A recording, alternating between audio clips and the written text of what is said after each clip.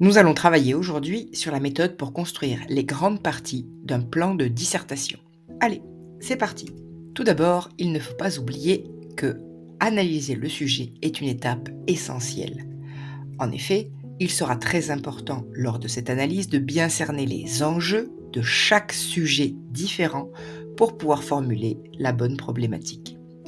Ensuite, nous pourrons observer la forme de la question posée par le sujet pour pouvoir déterminer le type de plan à suivre.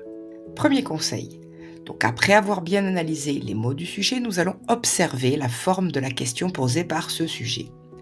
Si nous avons affaire tout d'abord à une question fermée, c'est-à-dire à une interrogative totale, le plan attendu est un plan dialectique. Au contraire, si nous avons affaire à une question ouverte, c'est-à-dire à une interrogative partielle, le plan attendu sera thématique. Prenons un sujet comme Rimbaud est-il absolument moderne? Ici, nous avons affaire à une question fermée, c'est-à-dire que la réponse attendue est oui ou non, voire oui et non. Donc le plan espéré est un plan dialectique.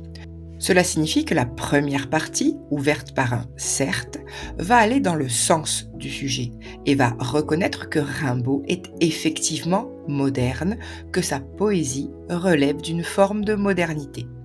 La deuxième partie, introduite par un mais, va au contraire montrer les limites du sujet, va discuter donc de ce sujet et va dire que Rimbaud, bien qu'il relève de la modernité, s'appuie également sur un héritage poétique plus ancien. Prenons un autre cas d'une question cette fois-ci ouverte. Voici un sujet également sur Rimbaud. L'expression «l'homme aux semelles de vent», attribuée à Verlaine, apparaît dans des courriers pour qualifier Rimbaud. En quoi cette métaphore convient-elle déjà pour le jeune auteur des Cahiers de Douai?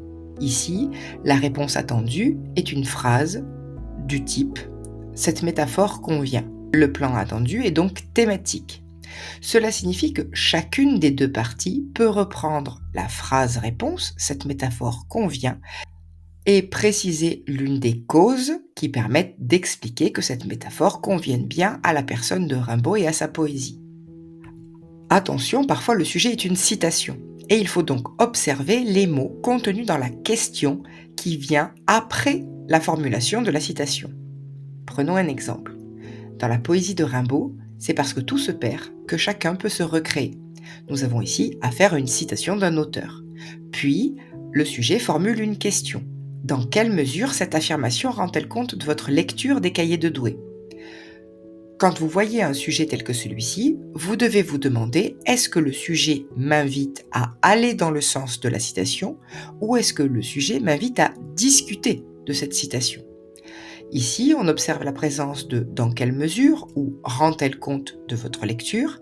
Ces termes montrent qu'en réalité, on vous demande de montrer en quoi vous êtes d'accord avec l'affirmation contenue dans la citation. Cela signifie que le plan attendu est un plan thématique. Certains sujets sont plus flous. Exemple, Rimbaud, dans une lettre à Isambard, son professeur de français, dit de ses poèmes que c'est de la fantaisie toujours. Qu'en pensez-vous? Ici, le sujet se termine par cette formule «Qu'en pensez-vous?» qui est très large et qui, en fait, vous permet de choisir entre le plan thématique ou le plan dialectique. Enfin, certains sujets proposent des alternatives. À ce moment-là, n'allez pas chercher midi à 14h parce que le plan est donné par le sujet.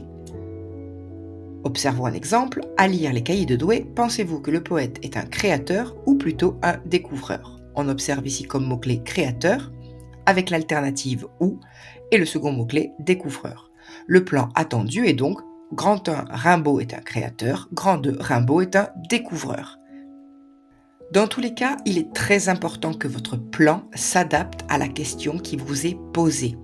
Il est évident que vous avez dû apprendre en classe un certain nombre d'informations, un cours qui peut être très structuré, mais vous devez faire correspondre vos connaissances à la question spécifique posée le jour de l'interrogation. La dissertation, en effet, n'est pas une récitation. Il ne faut pas plaquer un plan appris par cœur sur un sujet. Vous pouvez aller voir d'autres vidéos sur la méthode et notamment la méthode de la dissertation. Allez, à bientôt!